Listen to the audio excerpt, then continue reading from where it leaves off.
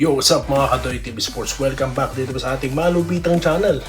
Ang ating pong pag-uusapan ay inaabangan nyo pagkapanalo ng Ginebra laban sa Macau. At pag-usapan din natin itong nangyari po dyan sa Rain or Shine at ng tropang Giga, okay, or 5G. And of course, ay inyong mga paboritong mga pa-shoutout. Pero bago po yan, salamat muna sa inyo po patuloy na pagsuporta. Konting kembot na lang mga boss. 20k na po tayo. Okay? Sa mga hindi pa po nagsasubscribe, mag-subscribe na po kayo. Sa mga hindi pa po followers sa Facebook, konti na lang din po. 10k na. Okay, solid 10k na po si Toy TV. Ang natatanging channel po na hindi nila magagaya. Ang bumabakbak sa fake news. Dahil dito, bawal ang fake news at galit tayo sa fake news.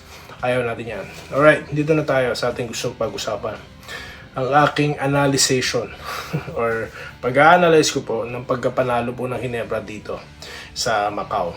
Okay, so tahasan ko pong sasabihin na no match po talaga itong Macau. Okay, so dapat ba tayo mag-celebrate? Yes, of course. Panalo is panalo no matter what. Okay, but face the reality. Meron pa pong mas malalakas na pwede silang makakalaban. Ano pong ibig ko sabihin dyan? Pagdating po sa height, kulang ang Macau. Panalo Ginebra.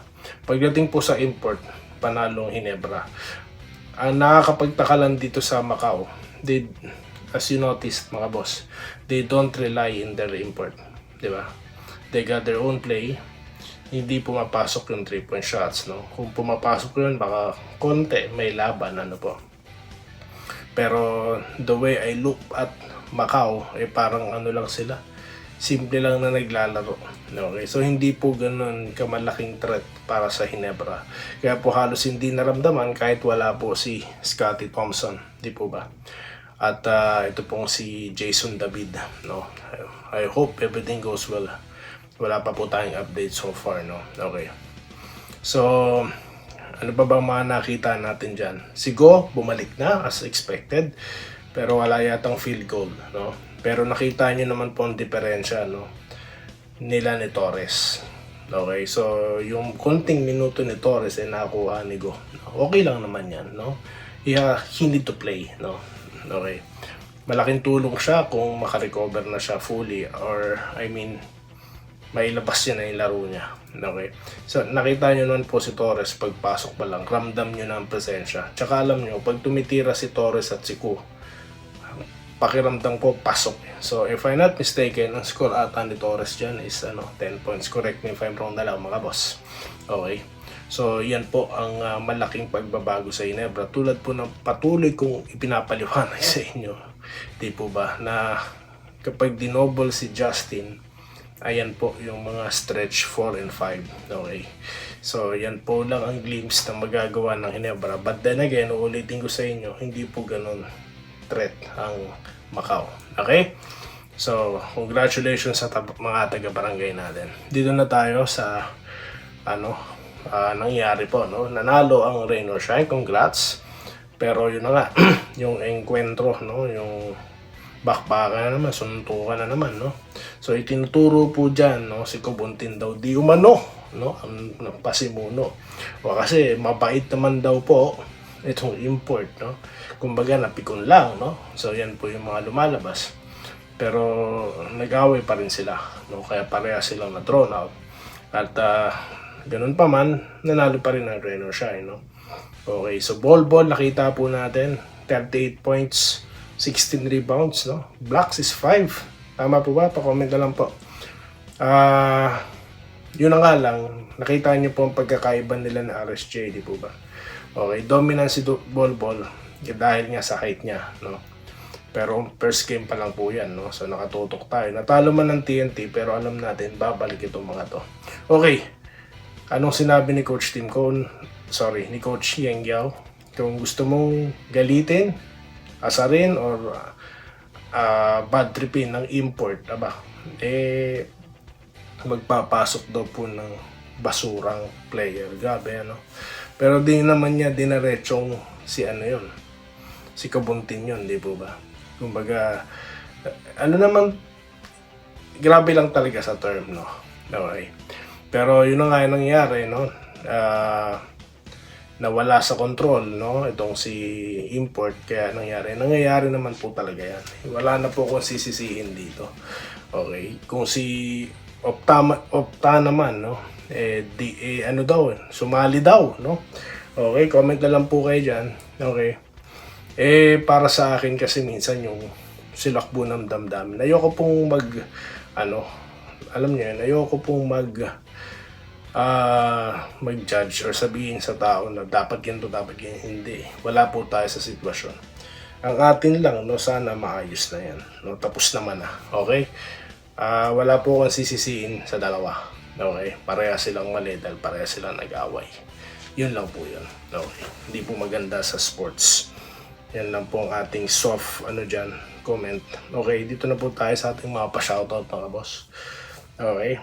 So, pansin nyo po parang wala tayong energy ngayon. Wala lang. Paminsan-minsan, muna tayo, tone down muna tayo mga boss. Andresito Lantason, ito na yung hinihintay ko. Salamat po. Josie Pineda, nag-good PM. Idol Doy, good luck sa Ginebra. Mamaya sa Macau, nanalo na po sila. Wenceslao ako. Hapon, okay. Nag-good evening. Yun na nga po, no? Natalo ang first game, no?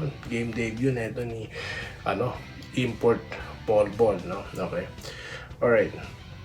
Dito po tayo, nagko-congrats sa Ginebra si Enrique Rivero, Mandy Laxina, Dugong Ginebra ako, Toyota Neogene at Ginebra. Pasalamat tayo hanggang ngayon. Nakatayo pa rin ang tatak Ginebra, kaya nakalig pa rin. Okay. Shoutout sir, kay Sir Archie Makirang. Isa lang comment na tropa, hindi mo nababasa lagi. Pasensya na po kay Sir Archie, no? Okay, shoutout po sa inyo. Dito po tayo kay Martin Jr. Montalaba, no? Chemistry habon ni Coach Team. Yes, no? Kitang-kita naman po ang chemistry. Nakita niyo po ang pasahan nila. Alam nila kung nasaan sila, di po ba? So, yan ang sinasabi natin. Mary Anticangco, depensa maigpit. Maganda po ang depensa ng Ginebra kanina. Claude Waldo Prasdilla, good afternoon. Idol TV ngayon sa laban ng Macau at Ginebra.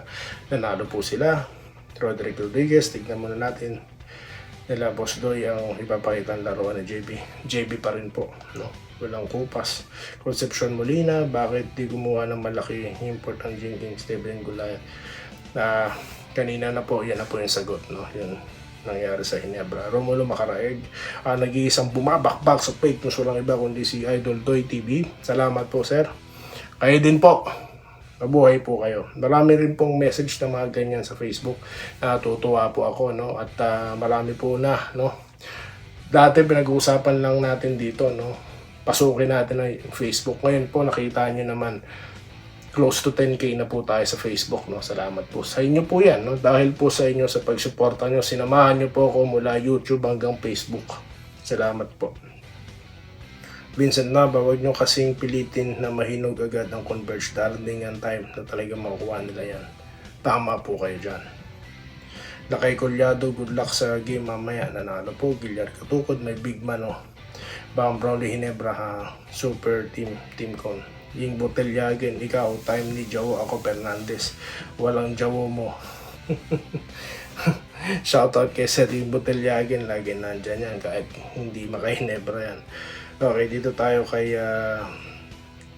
Roderick Rodriguez. Basta sa palagay ko, nakikita ko nagbabasa ni Brownlee yung mga bad comments sa kanya. Kaya, syempre, alam po nila yan, no? Talagang alam nila yan. Roderick Rodriguez, yun na nga po yung suntukan, no? Pero yan lang pong masasabi ko dyan so far. Okay. Salamat po Sir Archie. Vincent Nava, wag na kayong magtanong kung bakit siya. Yun na nga po, sinagot na natin. Ito po, wala, talo Ginebra, pusta tayo. Paano po yan sir? Panalo po Ginebra. Andresito Alantason. So yan po, no? Ma'am Minerva Nimba, ma'am nakalimutan ko. Pasensya na po kayo. Sir Christian Arahan. Okay, maraming salamat po sa inyong lahat na nakasuporta, no? Si Sir Sir Rivera Musli na Facebook, active din. Maraming salamat po sa inyong lahat. At ito po ang Doy TV Sports. Ang natatanging channel po, no, na bumabakpak sa fake news, ayaw ng fake news. Nakita niyo naman sila doon nagchichismisan, meron daw pong malaking trade. Nasa na? At hindi yan ang gusto ni Doy TV sa pagbablog. Tama lang tayo, sa totoo lang tayo, tamang komentaryo lang. Maraming salamat po, mabuhay po kayo. Salamat po sa panonood. Subscribe na para sa mga susunod na basketball at boxing videos.